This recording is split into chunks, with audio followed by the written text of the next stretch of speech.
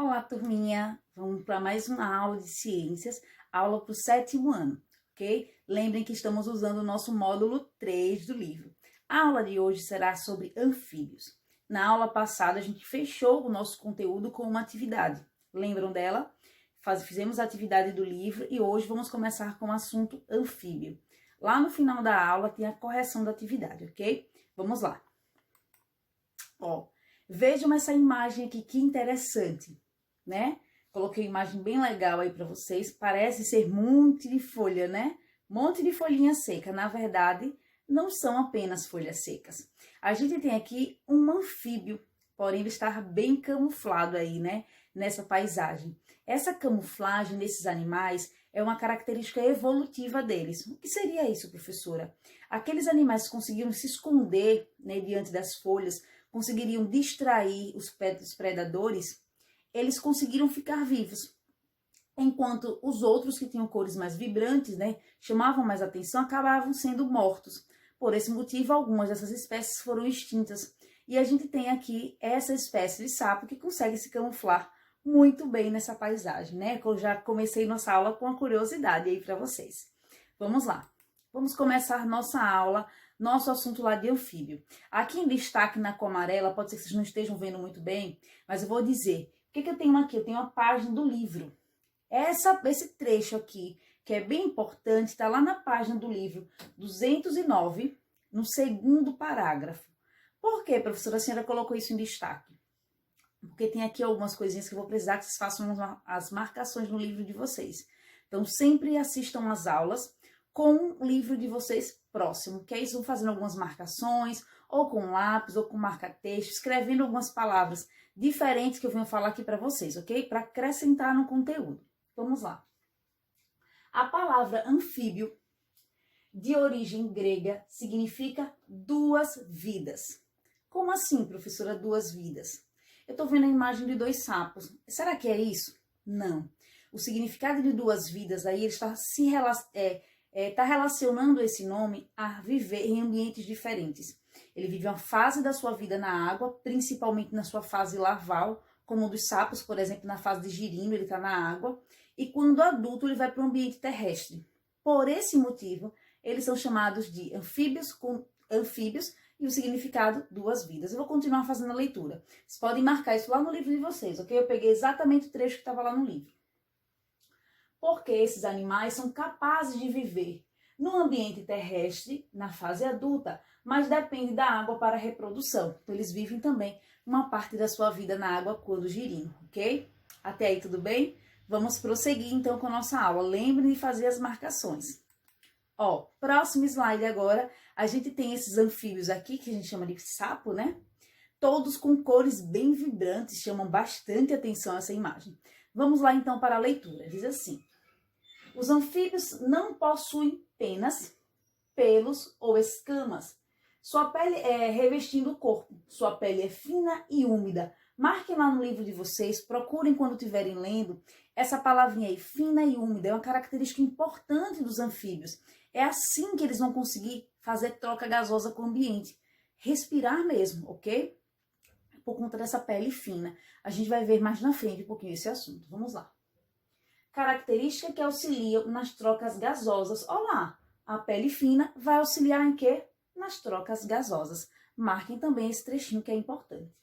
A maioria dos anfíbios possuem glândulas produtoras de veneno. Por isso que eu vim com essa imagem. Ó, a maioria dos anfíbios, nesse caso aqui, os que tiverem cores mais vibrantes, eles são venenosos. Em que sentido, professora? Ele libera veneno em sua pele, porém ele não consegue injetar veneno em ninguém. Então eles são venenosos, mas não são chamados de peçonhentos. O que é um animal peçonhento? É aquele que consegue injetar o veneno. Lembra lá quando a gente estudou os artrópodes, que eu falei do escorpião, que eu falei da aranha? E eles eram peçonhentos, porque eles tinham veneno e injetavam o veneno na sua presa. Então, por esse motivo, esses sapos aqui são venenosos. Por isso, essas peles em destaque é para chamar a atenção do predador. Não venha me comer, porque eu sou venenoso. Então, eles são venenosos, liberam em sua pele, ok? Vamos lá. Eu agora peguei um trechinho do livro de vocês. Acompanhe a leitura junto comigo. Eu vou sair um pouquinho da frente, que é justamente porque a imagem focaliza somente lá e fica melhor para vocês aí. Acompanhem comigo a leitura e depois a gente vai falar um pouquinho mais sobre ela, ok? Vamos lá. Tá vendo que ele focaliza um pouquinho melhor? É a vacina do cambô. Na Amazônia brasileira existe uma perereca conhecida por alguns povos indígenas como cambô ou campu. Quando ameaçada por algum predador, esse anfíbio secreta em sua pele um tipo de substância venenosa, afastando-o. Secreta em sua pele, não injeta. Então, em nenhum momento aí falou que era peçonhento, ok? Então, eles conseguem sentir a ameaça e liberam essa substância em sua pele, afastando os predadores. Viram que interessante? Vamos continuar. Os indígenas da língua pano, como Catuquina e os Caxinauá, utilizam essas substâncias para fortalecer o corpo contra doenças e afastar o panema, ou seja, a má sorte. Então, vejam que os indígenas, com seus rituais, eles acabam pegando essa substância e passando em sua pele. Porém, não vai interferir, não seria um veneno exatamente, ok? Acompanha lá no livro de vocês. Agora eu vim com a perguntinha para vocês. Eu tenho certeza que vocês já ouviram essa frase. Sapo faz xixi no olho? Cuidado, gente, o sapo vai fazer xixi no olho. Não olhe, não vá pegar o sapo que vai fazer xixi no seu olho. E aí? Será que essa pergunta vai ter uma resposta afirmativa ou negativa? O que é que vocês acham? Será que o sapo faz xixi no olho? Já pensaram direitinho? Onde será que ficaria o final do sistema urinário do sapo? Ficaria nas costas ou ficaria na parte da pelve, embaixo? Hein? Então, gente, o sapo não vai conseguir virar a sua parte que libera a excreta, que seria a urina, mirar no olho ou posicionar em relação ao olho e liberar. Isso não acontece. Na verdade, o que vai acontecer é isso, ó. A gente tem a imagem de uma cobra querendo comer o sapo. Ó, a boca da cobra aqui e o sapo aqui, ó, as patinhas dele aqui. O que vai acontecer? Na maioria das vezes, o principal predador aqui do sapo seriam as aves de rapina e as cobras, as serpentes. Então, quando a cobra tenta comer o sapo, ele aperta sua glândula produtora de veneno. Ao apertar, libera e assim sai essa secreção. Vejam bem. Ó, aqui a gente tem um sapo e ela tem essa região aqui, ó, bem gordinha, como se fosse uma bochecha, um orelho, né, uma ondulação aqui, ó. Na verdade, isso aqui é uma glândula produtora de veneno, porém esse veneno ele não sai sozinho. É preciso que se aperte para que saia esse veneno. E aqui a gente tem, ó, uma pessoa segurando um sapo e apertando sua glândula. Percebam que a pessoa tá com luva, né, para que esse veneno não cause nenhuma irritação na sua pele. Então, ó, veja o veneno sendo secretado. Então, muitas das vezes, quando a cobra vai comer o sapo, que ele aperta aqui, ó, ele aperta essa esponjinha, que na verdade é uma glândula produtora de veneno, e sente esse sabor desconfortável do veneno e solta o sapo. Viu que estratégia perfeita, né? Os animais, as plantas da natureza, cada uma tem sua estratégia de sobrevivência. Vejam que interessante essa. Então agora vocês sabem que o sapo não vai fazer xixi no olho. Na verdade, esse dito popular foi passando, mas o sapo não injeta e nem faz xixi em ninguém aqui, ok? Principalmente no olho. Na verdade, a ameaça seria esse veneno aí que é liberado porque é apertada essa glândula. Vamos prosseguir. Aí é um trechinho do livro de vocês, eu peguei exatamente a mesma parte, porque em algum momento a gente pode precisar fazer algumas marcações. Vou sair da frente para focalizar melhor lá para vocês. É só irem acompanhando. Lá no livro de vocês, é onde está marcado aqui, ó, o número 3. Presta atenção que a gente vai fazer uma marcação aqui embaixo, ok? Vamos lá. Vai focalizar lá para vocês, ó. Vamos lá. Há cerca de 360 milhões de anos, a maioria dos seres vivos da Terra viviam em ambientes aquáticos, quer dizer, a maioria dos seres vivos que existiam aqui vivia em ambiente aquático. Foi nessa época que se desenvolveu os primeiros vertebrados, com capacidade de se locomover sobre o solo. Quer dizer que houve uma evolução. É como se a gente tivesse os peixes, eles começaram a se adaptar a esse ambiente terrestre. E suas nadadeiras foi sofrendo esse processo evolutivo de acordo com a geração, com as mutações genéticas. Então, e aí foi se adaptando e foi se evoluindo outras espécies de seres vivos. Vamos continuar. Para que um animal vertebrado viva sobre o solo, a locomoção e a sustentação do seu corpo precisam ser adaptadas à vida terrestre. Além disso, na presença do ar, são necessárias algumas adaptações em alguns órgãos, como pulmões e os rins. Lembram quando a gente viu os peixes? Peixes iriam respirar por quê? Por brânquias, porque a sua respiração era dentro da água. Ele precisava tirar o oxigênio dissolvido na água. Nesse caso, se ele for terrestre, se o animal for terrestre, ele vai ter que ter outra adaptação no processo respiratório. E nesse caso aí, precisa ter pulmões, ok? Uma outra característica é possuir rins. O que os rins vão fazer? Vão filtrar o sangue e retirar as excretas, o que não serve do sangue. Continuando, que permitem as trocas gasosas e a excreção. Atenção aqui nesse próximo parágrafo, ok? Para vocês fazerem a marcação. Tá marcado aqui, ó, bem clarinho, mas tá. Vamos lá. Os anfíbios, os répteis e as aves e os peixes são tetrápodes. O que isso quer dizer, tetrápodes? Tetra, 4. Podes, vocês já viram esse nome podes lá dos anfíbios. Podes quer dizer pés. São animais que vão possuir 4 pés, ok? Vamos lá. Esses animais evoluíram e são descendentes vivos de algum grupo de ancestral de peixes. Professora, a senhora falou de aves aqui. Que aves é tetrápode? Em relação às suas asas, sim, ok? Vamos lá. Há cerca de 360 milhões de anos, iniciou-se a transcrição do ambiente aquático para o ambiente terrestre. Transição, perdão. Alguns fósseis de vertebrado desse período têm sido descobertos e dão pistas de como isso aconteceu. Veja alguns exemplos conhecidos. Aí no livro de vocês tem algumas imagens. Vou passar para vocês para mostrar a parte evolutiva. A gente tinha aqui, ó, seu representante como um peixe. Perceba que ele começou a apresentar formatos de corpos diferentes e algumas nadadeiras começaram a regredir, a não ter mais função, ok? E aí a gente tem esse animal começando a sair do ambiente aquático para o ambiente terrestre. Vocês lembram que eu falei com vocês dos peixes pulmonados? Ali já é uma evolução em relação aos peixes. Eles conseguem realizar troca gasosa fora da água, porém não são pulmões verdadeiros lá nos peixes. A bexiga natatória vai fazer essa função de troca gasosa.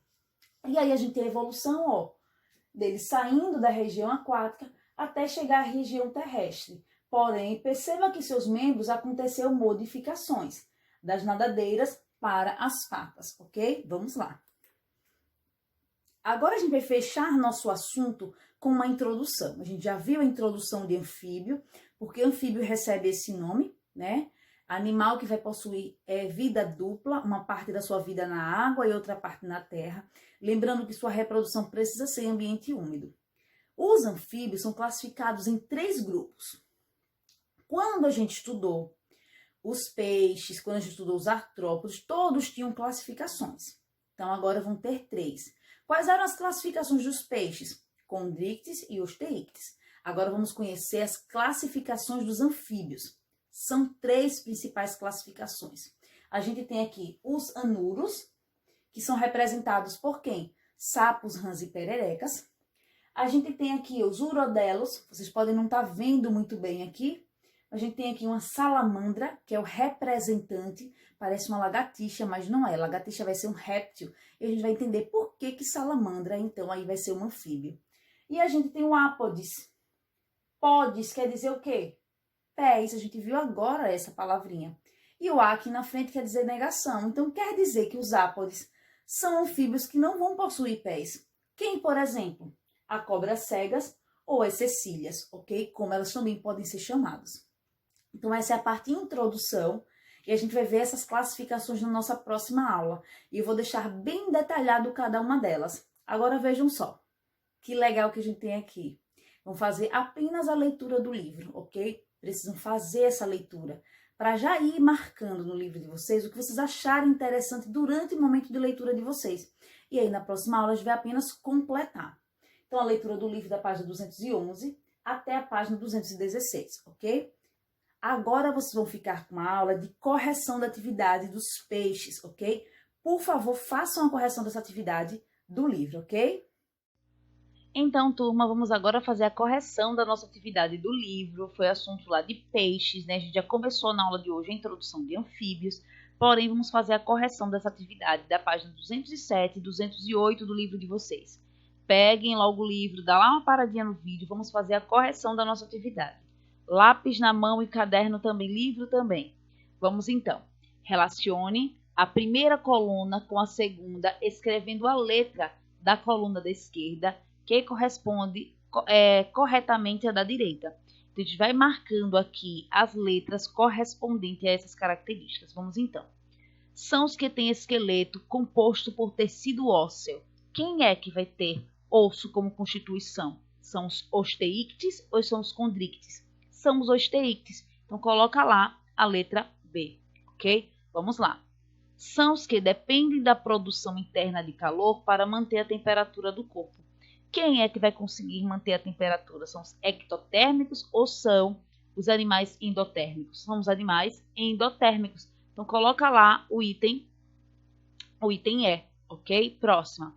São os que têm esqueleto composto principalmente de tecido cartilaginoso. Vamos chamar de quem? De condrictes, ok? Então, coloca lá a letra F. Espero que tenham entendido esse assunto, viu? Que é bem facinho. Próximo. São os que possuem adaptações que lhes permitem respirar fora da água. Olha aqui, perdão, não é esse não, aqui, ó. Peixes ósseos pulmonados. Então, marca lá a letra C. São os que utilizam fontes externas de calor para regular a temperatura do corpo. São os animais o quê? Ectotérmicos. Coloca lá o item A. São os que respiram por meio de brânquias.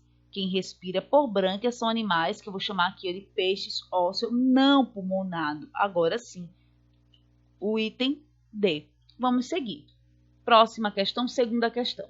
Na metade do século XIX, vários artistas europeus vizinhos ao Brasil, em expedição artísticas para retratar as paisagens, os costumes e a flora e a fauna do país, a pintura ao lado é uma obra dessa época, produzida pelo artista francês Jean-Baptiste Debret. Ela retrata um peixe ósseo. Olha que interessante aqui. Popularmente conhecido como badejo, mas ele deixa claro que é um peixe ósseo. Quantas nadadeiras o badejo possui? Vamos contar. 1, 2, aqui são 4. É uma de um lado e outra do outro, ok? 4, 5, 6. Eu acho que são 7. Tá faltando aqui, ó. Tá faltando uma outra aqui embaixo, ok? Mas normalmente, e ele pergunta quais são. Eu coloquei aqui para vocês, ó. São 7 nadadeiras. Uma nadadeira dorsal, que tá aqui em cima, ó. Essa daqui é a dorsal. Uma par de peitorais, aqui, ó, peitorais. Um par de pélvicas, aqui embaixo. Perdão, gente. A pélvica tá aqui, a peitoral tá aqui, ó. Deve estar mais escondidinha aqui na pintura, ó. Essa daqui. Peitoral aqui, pélvica aqui. E aqui embaixo, uma anal, ok? Vamos para a letra B. Cite 2 características presentes nos peixes que possuem a mesma constituição esquelética do badejo. Então, citar 2 características. Eu botei várias aqui para vocês verem, ó. Se o peixe badejo é um peixe ósseo, eu vou ter que observar as outras características dos peixes ósseos. Lembra que eu comentei com vocês? Ó, possui escamas que não são substituídas. Se fosse placóide, os tubarões seriam substituídas, mas tem escamas que não são substituídas. Professora, mas tem os peixes de couro. Podem também colocar aí como característica. Bexiga natatória, porque são peixes mais pesados, então vai ter bexiga natatória para auxiliar na flutuação. Lembrem que os peixes ósseos, eles vão fazer fecundação externa, é outra característica. Vai possuir opérculo, que é essa estrutura aqui, ó, que fecha as brânquias, ok? Dentes em formas de cone. Professora, são somente 2. Eu coloquei mais para vocês terem um leque maior de respostas, ok? Vamos lá. Próxima questão. Leia o texto e observe a imagem a seguir. A usina hidrelétrica de Xingó, bem pertinho da gente, ó, localizada entre os estados de Sergipe e Alagoas, e está instalada no Rio São Francisco, que é o principal da região Nordeste, com aproximadamente 2.800 quilômetros de extensão.